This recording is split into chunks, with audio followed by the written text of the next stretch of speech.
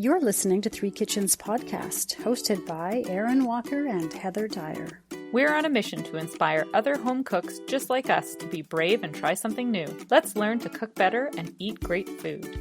So, how do you want to do this? Welcome. How would we just say it? Start with welcome. Thank you for joining us for this wrap-up of Three Kitchens podcast. Well, my name is Heather. This is Erin. Oh, by the way, if this is your first episode, unfortunately, you've missed some stuff. You'll need to go back and catch up. Yeah. In fact, you have to go back 270 episodes. This is our 271st episode. That's wow. When we start putting actual numbers to things, it's a little bit freaky. And when we start thinking about 5 years of time, it's a little bit freaky, right? Like our kids have gone from being kids to teenagers in this time that we've been doing this. This has been a huge chunk of our parenting life. Like this is a third of my parenting life is doing remember this. And remember in the beginning, we used to get them to record a little review or some little thing at the end, and we'd tack it on. It would be like, this was great, or whatever, in their little cute little baby voices. Oh. Somewhere along the way, they stopped agreeing to participate. Yeah. It was not cool anymore. Stop participating in the recording. They were still happy to participate in the eating, though, very much. And they still gave us their opinions every time. Something tells me that is not going to change as time goes forward. You're just not going to hear us tell you about it. Yeah, probably not. There's one that I remember very clearly. It was one of my kids said, "Time to do the dishes." That was like at the end. I just think about that all the time. Time to do the dishes. Aww, so cute. Yeah, so 271 episodes included 54 guest episodes. Amazing. We need to take a moment and thank everyone who blew our minds every time by coming on. Yes. Who agreeing to come on this little podcast and share their knowledge and expertise and stories and recipes. Mm-hmm. Everybody who took the time to talk food and share in our love of cooking. Yeah. Yeah, amazing. Like every single time someone agreed, I was like, oh my God, Erin, they said yes. Right up to the end. And lots of them came to us and asked to come on the show and share. So that's really cool too. Always was a shock to me. Really? Somebody to come on our found show? us? Yeah, that was pretty incredible. And just the diversity in food that was cooked throughout. Like you've got down here that our show has been listened to in over 141 countries. And it feels like we have cooked from so many different places all over the world too and learned so much. Mm-hmm. And we've screwed some things up along the way. We haven't always, I mean, let's face it, the research into any of it was pretty minimal. That was not our goal here. No. There are times where like, well, I read this. I don't know if it's true. But it made me seek out more, right? Like, okay, so we're going to cook this food from somewhere else. What else can I learn about this place? What else can I learn about this culture? Ooh, I don't know what any of this is, but I want it. I want to try it all. I want to eat it. And now when we watch all those cooking shows, which also encourages us to want to go and eat all the food they make. Okay, just finishing up the stats. 34 of those episodes were speakeasy cocktail episodes, which were so fun. That was like one of the highlights for me because they were just so ridiculous. Oh, yeah. And we did, well, I guess the person who made up the drink planned a little something to say about it, but often the conversations went completely sideways. Yeah. They were just silly and fun and was less about the recipe or the drink and more about just hanging out and being silly and enjoying chatting, which it was so fun. I felt like I can almost see how our everyday production that we do on the recipes got better because we just got so much more comfortable talking in this medium because it is something that we had to learn how to do and be comfortable with. That really I felt like that helped me a lot in terms of just being comfortable and having a good time over the recordings too. Mm-hmm. Yeah. Well, when we started this show, we were podcast listeners. We were not podcasters and didn't know anything about it. We were like, let's do a podcast. And then we thought, okay, let's make a list of what do we need to learn and what do we need to do? And we had no idea. And so, like with any hobby, there's a learning curve of figuring out, but our learning curve was like straight up to the top of Everest. There were some deaths along the way. It's not like, the first scarf you knitted and you're like, wow, this is crap, and you just take it all out. It's up there for everybody. Yes. Early listeners or anyone just going back now to the start, it does sound different. It has for one thing, there were 3 of us in the very beginning, but also just our audio. You can probably hear some of the anxiety and discomfort in our voices because it was something we had to really get used to. And the sound of our own voices, that was a big mental hurdle to get over, I think. Yep. And you really mastered the audio editing. You didn't know how to edit audio, but you learned. And now, you're so quick with it now, you can recognize, you look at those audio sound waves and you know when someone's saying, sniffing, whatever. You're so good at it now. I mean, it took 5 years, but no, just kidding. It only took 5 years. You went through and put some great highlights. We don't have to go through all of them. You pick. I loved that you wrote this up. Thank you, Heather, eternally for all of the script writing, interview, script writing, pitches. Oh my gosh, all of every social post. Ladies and gentlemen. I had to learn a lot of things too. Exactly. People will say a lot of things like, oh, I saw this on your Facebook or on your Instagram. And I'm like, oh, that sounds cool. And I seem surprised by it because I literally am, because Heather is the master of all of those interactions, all of that posting, trying to make my pictures look reasonable to share, everything that goes up in there. Yeah. Oh, well, thank you for that. Oh, you're the master of it. And I hate that stuff. So I'm really glad that you didn't mind it. No, I enjoy it. But speaking of photos of the food, that was another thing we really tried to figure out. We never claimed to be good at it or we didn't master food photography or videography or any of that, but we really did try to learn a few things about it so that we could make it at least look somewhat appetizing or at least true to what it actually looked like. Yeah. Yeah. We didn't doctor things up or there's nothing fake in there to make it look appealing. It was this is what we made. This is it. Yeah. Yeah. Love it or hate it, whatever. Yeah. Welcome to winter. These are terrible lights. You're going to have to just deal with the lighting. That was a big learning. Yes. But okay. Early on, a few highlights. We were part of an Alberta podcast network.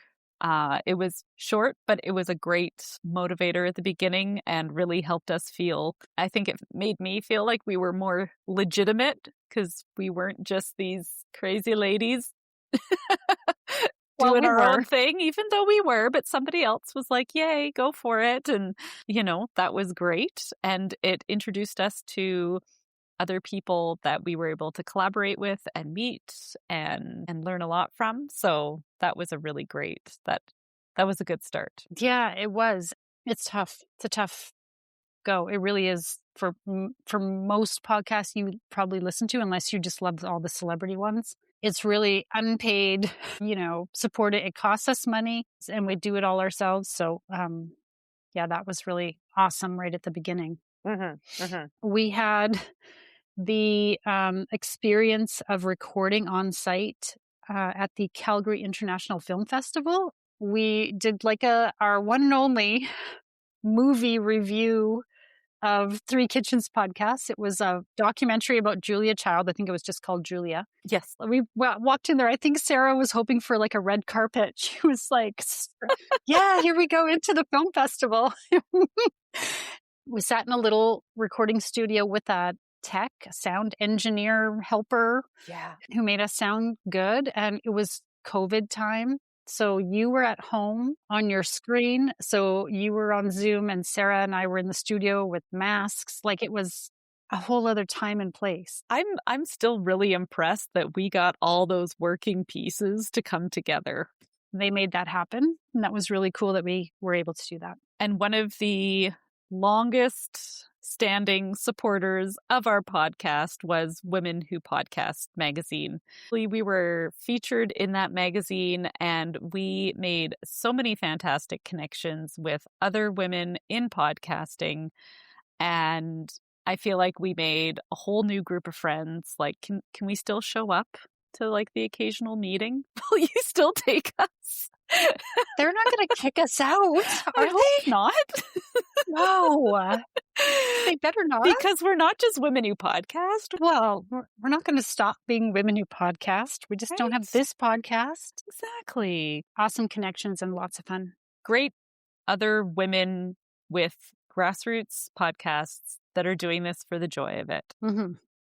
Yeah. And just like from all backgrounds, especially recently, they have so much knowledge and so much interesting life experience to share. And just, yeah, that's been awesome. Yeah.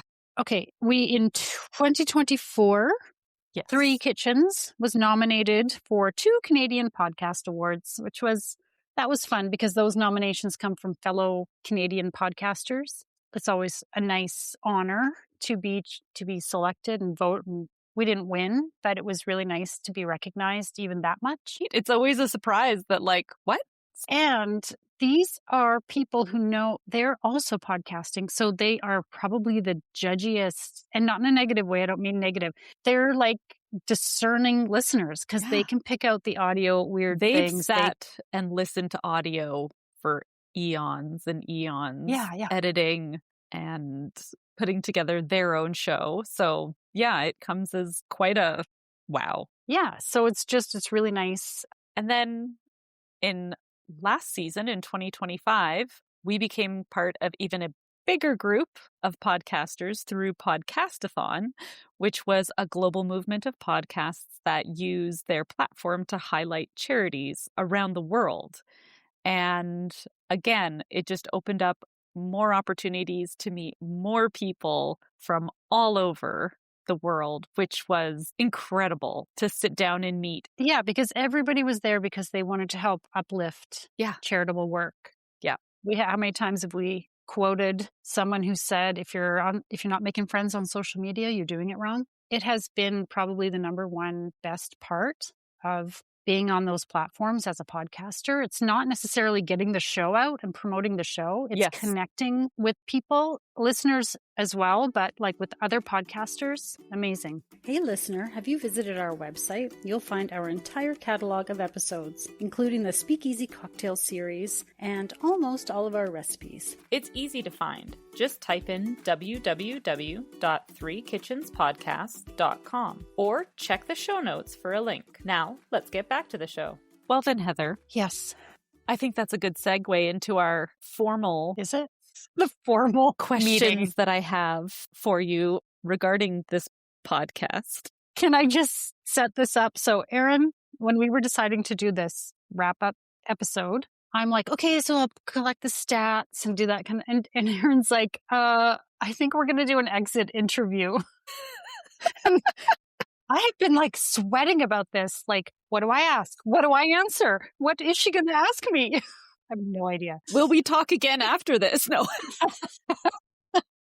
Am I burning a bridge with this job? Yeah, I don't even know what an exit interview is because I've never, ever, seriously ever done one. So I don't know what I was saying. Okay. I'll try my best to. Okay. What was the worst thing about your job? Because that's when you Google exit interview questions. The pay. The pay sucked. The fact that you're paying out. Yes. The fact that it costs us money instead of earning us any money, that's really the only downside. Yeah. Heather, what is the biggest lesson that you learned doing this podcast for the last 5 years? Whether it was food related or production related or about the big old beautiful world. Oh my God. That's a bit grandiose. Here's your open-ended question and go. That's something. The biggest what would be the biggest lesson? But I definitely had to learn to listen to my own annoying voice and come to terms and like accept that maybe it won't annoy the fuck out of every person who listens. Like maybe it's okay. And the fact that we've had 25,000 downloads of this show, not including the YouTube stuff. That's just Yeah. the audio tells me that maybe it's not as annoying as I thought. There's always that hurdle of getting over hearing yourself speak on a recording. It's okay to not be perfect. Come as you are. Who cares? Like it's not a lesson so much as just a comfort. Okay, well, mine was, I was going to ask you what you feel your biggest achievement was. So it's kind of the same. Oh, can I put 2 in here? Because I feel like I have a cooking one and I have a podcast one. I think the best thing I learned cooking was how to wing it. And I am eternally grateful for not having to make meal plans and meal lists every week and write everything down and be so anal about everything. I feel way freer to just cook whatever and enjoy the process rather than be like too much on it, which I think is what I learned from you. Oh, well, thank you. And I think that comes with a comfort level of practice and trying. Is what we're here for, is just trying stuff. Like winging it is not just coming in blind. No. You have a lot of experience behind you that allows you to wing it. And sometimes winging it works and sometimes it doesn't. But that's okay. But it was fun to go through and learn that while you're showing everybody else that you're doing that at the same time, which is kind of terrifying. No pressure. But also like the good type of terrifying, I would say. And I'm just really happy that we kept this thing going. There was never a date we missed. We were so intensely good at releasing every Tuesday that we said we were going to. And I'm really proud of us for coming and wrapping things up. Sometimes podcasts come into your life and then all of a sudden you're like, I haven't seen this person for a month. And then you never hear from them again. It's true. And they call it pod fade. I think some people call it. It just fades away until it's like, where did that go? Yeah. So I'm proud of us for like putting it all together and wrapping it up with a nice tidy bow on top, because I think that takes a purposeful effort, and I'm proud of us for that. Pat on the back. I like that. Your turn. Okay. What advice from your wisdom that you have gained would you share with somebody wanting to start a podcast? Because I think we probably have listeners who are our podcast friends or who are people interested in starting their own podcast. We exist in these groups and spaces, and even though we've been a lot about food, I feel like let's talk shop too. Yeah. I would say don't overthink it. Like kind of like what I was talking about before, like worrying how you're going to sound or being that you're not a professional speaker. Just be yourself. And it's like any other thing you do in your life. If you're authentic and you're being yourself, your people will find you. Your people are out there, and there are going to be people who don't want to listen to you, of course, because they're not your people for this particular project. But there will be people, and it may take some time for them to find you, but eventually they will. Because, in the beginning, it's super slow, and you're like, oh no, the only people who are going to ever find this or listen to it are our friends and family. Well, in the end, I don't think it's our friends and family who listen. It's hundreds of strangers, thousands of times. Yeah. So that's what I would say. Just do it and don't worry too much about being ready, I guess, or being a pro. Just get started. Just learn as you go. Take the leap. Yeah. And podcasters it's the best community, as we've talked about. It's the best community of people. They want to help each other. They want to offer advice. They're quick to like point to resources. They want to help teach each other. They're just like, it's the best, some of the best people that I think I've come across as a sort of a community, right? Yeah, that is really cool. Yeah. Okay. How many times would you say that you said it's so good when really it was just fine? This is so good, Heather. And I mean it. Considering the last episode, I was the one going, well, I didn't actually say it was so good. I just was like, it was fine. It was always so good. Not true.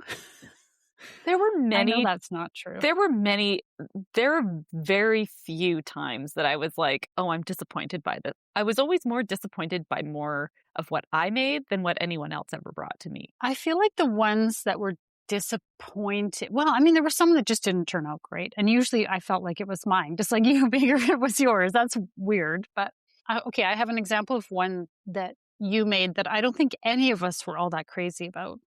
And that was the pate. But I think it was just because none of us were like keen on pate to begin with.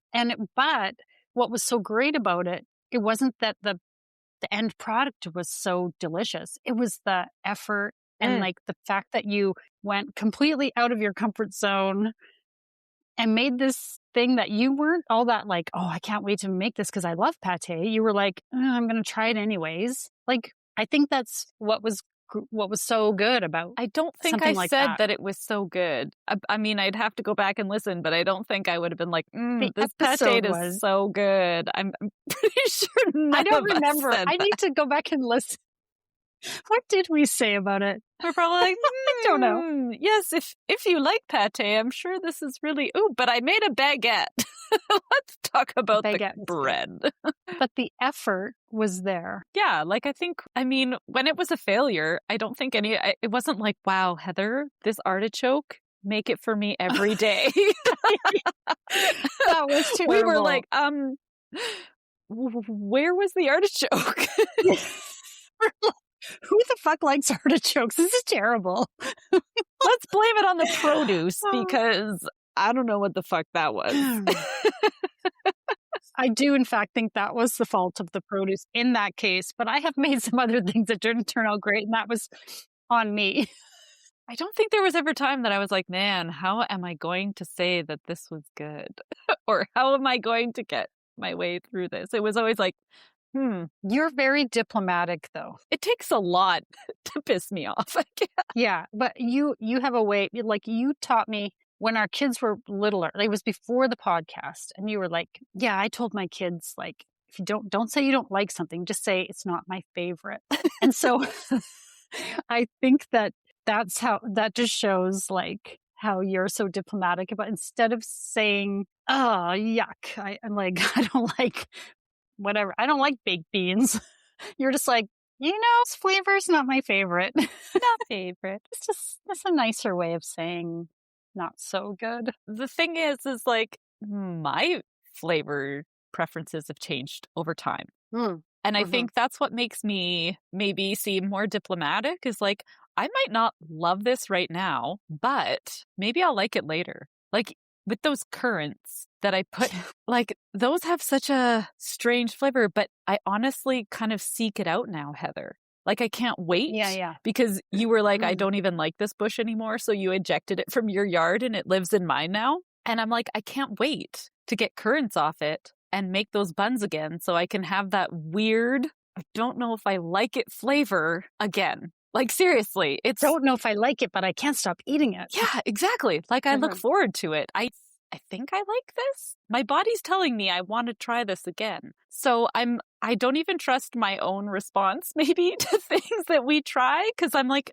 this is new. It's different. The first time you taste anything that's new and different, you might be like, I don't know about this. And then you take another bite. I don't know about this. Yes. Right? And sometimes you like it in different ways. Like when you made that ube halaya, that purple jam, that I then wrote a poem about how much I hated it. That's how undiplomatic I am. But it was very artistic, Heather. It had its merits. It had its own book and everything. I didn't like the jam on its own, but I loved the muffins you made with them. I loved when I put them into a mochi waffle. Oh, yeah. With the jam in the middle. Like there's, maybe you don't like something one way, but you like it another way. So, and honestly, at the end of the day, the whole point of this show has been to try something new and broaden your scope and like what your comfort zone is with cooking, and just eat some different stuff and try some different ways of cooking things. And obviously you're not going to love everything you try. Yeah. That's just That's life, kind of right? And just to come at it from our very unprofessional, untrained, home cook perspective, like, I don't know what I'm doing any more than you know what you're doing. We're Googling recipes, we're finding things that look interesting at the store, which, right? Like, Yeah. and that's okay. Yeah. That's fun. I just want to say thank you for sticking through with me and doing this for the last 5 years, because this has been like my support system. We've got things going on in the background that are crazy sometimes, and being able to do this and put our focus and energy and love into this together has been just the best. So I agree. thanks for doing it with me. Yeah. Thank you. It has been the best job I've ever had. Right? Even though with the pay It's and the just benefits unfortunate we suck. never got paid. I mean, there was that downside, but it has been so fun. Also, a shit ton of work, so much work. And that's part of the reason, I guess, if we need a reason for why we're wrapping it up. I don't know if we do, if anybody. There's our exit question. Why are you wrapping up, Heather? Why are you leaving this? Why are you leaving? And what can we do to keep you? Nothing. Well, part of the reason is just that it is an awful lot of work for every single recipe episode, and the majority of the guest episodes as well. Yeah. I'd say with the exception of one or two. We've cooked at least one recipe, sometimes multiple recipes. It's a lot of work. And then when you factor in the research, the scripting if necessary for some of it, the recording the first half, then going away and cooking or baking, recording it all on video and taking photos of the food, delivering it to the other person, then coming back, recording again, then editing the audio, then doing the video, then creating all the clips for social media, then posting all the things, and finally, writing show notes, like all the, it's a lot of work. And I think we've had the question before, like, how many hours do you put into your podcast? And I would say easily 5 hours an episode. Yes. Just an awful lot of work. And it has really been fun. And a lot has gone on. Like you said, it over 5 years has been, a lot has happened just personally for both of us in our lives. And just like, it's kind of that thing that you can escape to. Like, I escape here into my son's bedroom, my studio, and shut the door. At least it's not the tent anymore. My God, in the beginning I had that little teepee trying to like dampen the echo. Oh, just ridiculous. Yeah. Good times. Well, what's next? Maybe we don't really know. Is that the answer? Hopefully spring. Because, as Canadians, we complain endlessly about our weather. But, well, you can continue to listen to the podcast if you love it, or if you haven't gotten through them all, or if you want to listen to them again. The catalog of 271 episodes will still be available on wherever you like to listen to your podcasts, and we're on YouTube as well. And you can keep on listening. And the social platforms will remain at least for a little while. We'll see how that goes. We're kicking around ideas. We love podcasting. I think that's probably quite obvious. We've really enjoyed this art form. Mm-hmm. So, we may start up something new. We don't know yet, because we just wanted to get through this, finish it up. But take a little break, go on vacation. Yeah. I'm going to go on vacation and eat my way across Japan. So we'll see what's left to say. Thank you. Thank you. Thank you for everyone who listens. Yeah, who took a chance on the unknowns. Yeah. Who are not chefs talking about cooking. Thanks for listening, and we hope that it reaches everyone to inspire them and give them that feeling of, maybe I can do this. Maybe I can. Let's try something new. And my last little note said, thank you for putting up with our terrible French pronunciations. It's a little embarrassing as Canadians to mispronounce every French word, but I think we managed to. I think we mispronounced a few other languages too, just to be fair. That's true. Probably English. We are not we linguists. mispronounced a few English words too. Yep. All right. Okay, that's it. See you later. And now for the fine print. For links to recipes and many other random things we talked about in this episode, check out the show notes or our website, www.threekitchenspodcast.com. Join us on Instagram, Facebook, Threads, YouTube, and TikTok to see what we're cooking up next. And if you love the show, tell a friend. Word of mouth is the #1 way people learn about new podcasts. Thanks for listening. The wind just whipped a pile of snow past my window. What the fuck, Heather? This April is shit so far.